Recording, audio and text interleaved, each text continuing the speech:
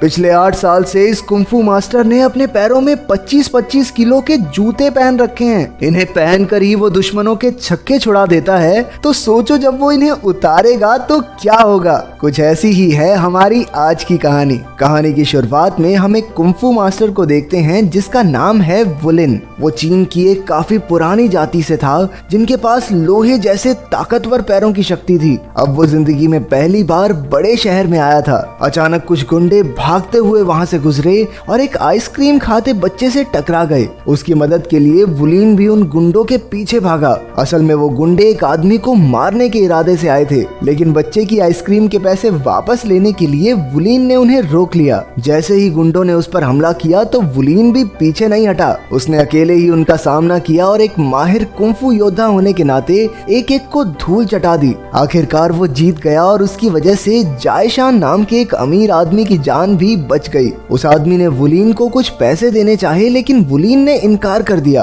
फिर वो वापस उस बच्चे के पास गया और उसे एक नई आइसक्रीम दिलाई। अचानक उसे चारों ओर से कई गाड़ियों ने घेर लिया। फिर उनका सरदार जियांग ली बाहर निकला और उसने वुलिन को गले लगा लिया। वो भी एक कुंफू योद्धा था जो बॉडीगार्ड्स की कंपनी चलाता है। वुलिन और जियांग ली बचपन में एक ही गुरु से कुंफू सीखा करते थे। दोनों एक साथ ही बड़े हुए और फिर जियांग ली शहर में आकर रहने लगा। अब तो वो अमीरी के चकाचौंध में अपने गुरु की सिखाई बातें भूल चुका था। फिर पता चलता है कि जियांग ली ने खुद से गांव नहीं छोड़ा था, बल्कि एक दिन उससे ट्रेनिंग में गलती हो गई थी जिसकी वजह से गुरु ने उसे निकाल दिया था। अब वुलिन ने उसे गुरु की अस्थियां दिखाकर कहा कि गुरु की मौत हो गई है। ये सुनकर जियांग ली फूट फूट कर रोने लगा। अगले दिन वो दोनों जियांग ली की कंपनी में गए। फिर जांच के वक्त वुलिन को अपने जूते उतारने को कहा गया क्योंकि वो लोहे के बने थे, लेकिन जियांग ली इन जूतों की कहानी जानता था, इसलिए उसने वुलिन को अंदर आने दिया। वहाँ जायशान जियांग ली के पास अपनी बेटी के लिए एक बॉडीगार्ड लेने आया था। जियांग ली ने उसे अपने आदमियों की ताकत का नमूना दिखाया,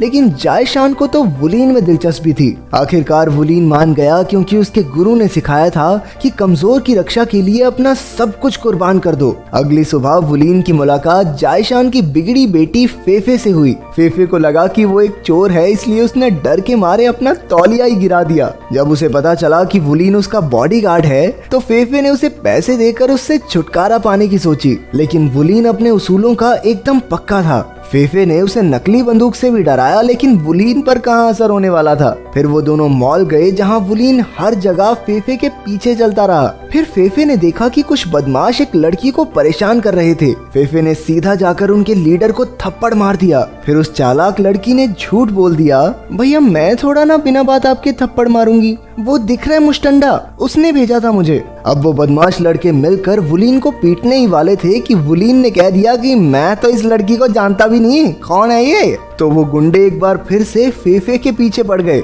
वुलिन भी मुस्कुराकर उनकी चूहे बिल्ली की दौड़ देखता रहा। थोड़ी देर मजे लेने के बाद उसने फेफे की मदद की और उन गुंडों को भगा दिया। रात को उसने सपने में देखा कि उसके पिता ने उसे एक पहाड़ी से नीचे फेंक दिया। असल में ये उसके साथ असलियत में हुआ था जब वो सिर्फ 7 साल का था। उसके खुद के पिता ने उसे जान से मारने की कोशिश की थी। उन्होंने ऐसा क्यों किया ये वुलिन को नहीं पता, लेकिन उसके पिता ने कहा था कि सफलता के लिए कुर्बानी देनी पड़ती है। फिर हम मिस्टर फू नाम के एक गैंगस्टर को देखते हैं जो जायशान का बॉस हुआ करता था, लेकिन अब वो जायशान को मारना चाहता है क्योंकि उसके पास फू की सारी काली करतूतों के सबूत थे। तभी एक ज्योतिषी ने बताया कि फू की मौत जल्द ही होने वाली है। ये सुनते ही फू ने गुस्से में उसे गोली मार दी। अगर ये पहले अपना भविष्य देख लेता तो ऐसी बकवास ना करता ना गैंगस्टर के आगे। अगले दिन वुलिन और फेफे एक रेस्टोरेंट में गए। फेफे खाना खा रही थी और वुलिन उसके पास खड़ा सब पर नजर रख रहा था। अचानक उसने एक वेट्रेस को पकड़ लिया क्योंकि वुलिन के मुताबिक वो फेफे को मारने वाली थी।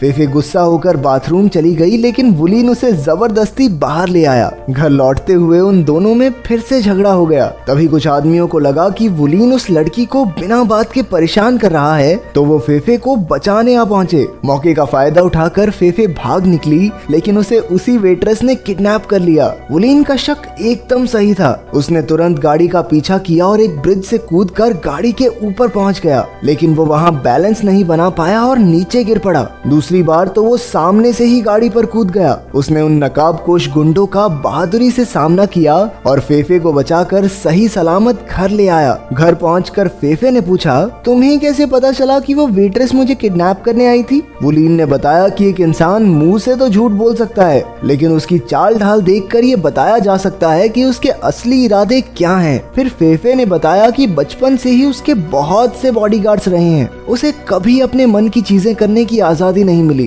तभी से उसे बॉडीगार्ड से नफरत हो गई। लेकिन वुलीन उसे बाकियों से अलग लगता है। फिर रात को सोने से पहले फेफे ने अपने परिवार की तस्वीर देखी और अपनी माँ को याद करके रोने लगी। उधर गैंगस्टर फू ने अपने एक आदमी को जियांगली के पास भेजा। फू जियांगली की मदद से जायशान का काम तमाम करना चाहता था। हालांकि जियांगली को ये कुछ ठीक नहीं लगा, लेकिन फिर भी वो मान गया। असल में जब जियांगली ने पहली बार इस शहर में कदम रखा था तो मिस्टर फू ने ही उसे खाना खिलाया और उसका बिजनेस खोलने में उसकी मदद भी की। तो वो अपने आप को फू के एहसानों तले दबा महसूस करता था। इसके बाद अगले दिन जियांगली वुलीन से मिला और अपनी पहुंच के बारे में बड़ी बड़ी बातें करने लगा। उसने कहा कि उसकी शहर के नामचीन लोगों से जान पहचान है और वो जो चाहे वो करवा सकता है। फिर उसने वुलीन से कहा कि उसे जायशान की बेटी फेफे की रक्षा करना बंद करना होगा, लेकिन वुलीन ने ऐसा करने से साफ इनकार कर दिया। जिंदगी में पहली बार ये दोनों भाई एक दूसरे के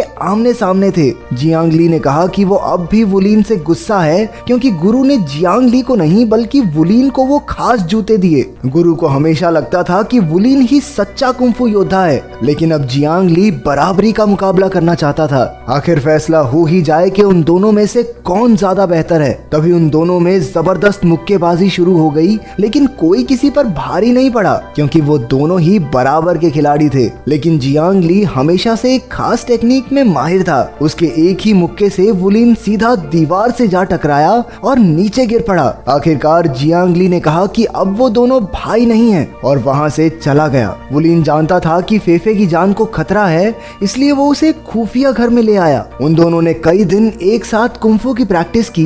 फिर वुलीन ने बताया कि उसका एक जूता 25 किलो का है। उसने पिछले 8 साल से ये जूते पहने हैं ताकि वो महाशक्तिशाली बन सके। जिस दिन उसने वो जूते उतार दिए उस दिन कोई उसकी शक्ति का मुकाबला नहीं कर पाएगा। फिर एक दिन जियांगली के आदमियों को वुलीन और फेफे के ठिकाने का पता चल गया, लेकिन जियांगली जानता था कि उसके आदमी वुलीन के सामने एक सेकंड भी टिक नहीं पाएंगे। इसलिए उसने अपने गुंडों को काफी भारी हथकड़ियां दी जिससे वो वुलीन पर काबू पा सकें। फिर उन्होंने रात को चुपके से वुलीन पर हमला बोल दिया। वुलीन और फेफे भागकर जंगल में चले गए और वुलीन वहां भी गुंडों का सामना करता रहा। इसी मौके का फायदा उठाकर दो गुंडे फेफे को उठाकर ले गए। वुलीन ने भी उनका पीछा किया, लेकिन उसने गलती से हथकड़ियों पर पैर रख दिया। अब उसके जूतों के साथ साथ उसके पैर में जंजीरें भी थी। फिर भी उसने हिम्मत नहीं हारी और उन गुंडों को उनकी नानी याद दिला दी। लेकिन आखिर में उन्होंने वुलीन के दोनों पैर बांधकर उसे दीवार में दे मारा। इसके बाद एक आदमी उसे खींचकर एक खेत में ले गया। जियांगली की आंखों के सामने उसका भाई आखिरी सांसें ले रहा था, लेकिन उसने अपने दुख को गुस्से से दबा दिया। उसने आगे बढ़कर वुलीन की छाती में जोरदार मुक्का मारा। फिर उसके आदमियों ने उसे दफन कर दिया और वापस लौट आए।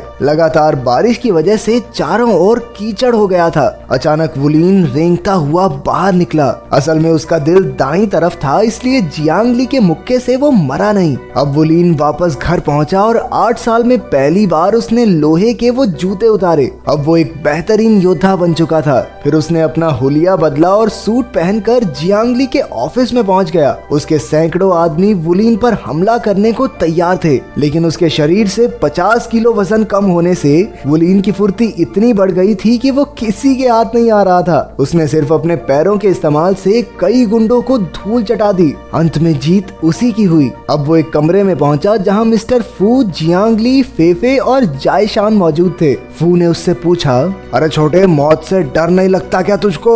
इस पर वुलीन ने जवाब दिया कि सफलता के लिए कुर्बानी तो देनी पड़ती है। ये सुनते ही फू के पैरों तले जमीन खिसक गई, क्योंकि उसने अपने बेटे को मारने से पहले यही कहा था। कई साल पहले फू और जायशान एक साथ काम करते थे, लेकिन एक बार फू ने धोखे से जायशान को पुलिस के हवाले कर दिया, जिसकी वजह से उसकी पत्नी की भी मौत हो गई थी। तब से लेकर आज तक जायशान फू से बदला लेने की फिराक में था। फू अपने बेटे वुलीन से बेहद प्यार करता था, लेकिन एक दिन उसने देखा कि वुलीन ने एक जंगली जानवर को सिर्फ उसकी आंखों से घूरकर भगा दिया। फिर फू को एक ज्योतिष ने बताया कि उसका बेटा ही उसकी मौत का कारण बनेगा, और इसी वजह से उसने अपने ही बेटे को मारने की कोशिश की थी। हालांकि वो तो सिर्फ अभी एक बच्चा था, लेकिन आज वुलीन को अपने सामने जिंदा देखकर फू हंसने लगा, क्योंकि ज्योतिष की बात तो सच निकली। फिर उसने वुलीन पर गोली चला दी, लेकिन जियांगली बीच में आ गया। वो फू के हाथों की कठपुतली बनकर थक चुका था। फिर उसने कहा कि वो अकेला वुलीन का सामना करके उसकी नई शक्ति को परखना चाहता है। उन दोनों में जबरदस्त लड़ाई शुरू हो गई, लेकिन इस बार जियांगली अपने अनोखे दस्ताने पहन कर आया था। धीरे धीरे वुलीन की भी शक्ति दिखने लगी। जैसे ही जियांगली हारने वाला था, फू ने उसे गोली मार दी। अपनी आखिरी सांसें लेते हुए जियांगली ने वुलीन से कहा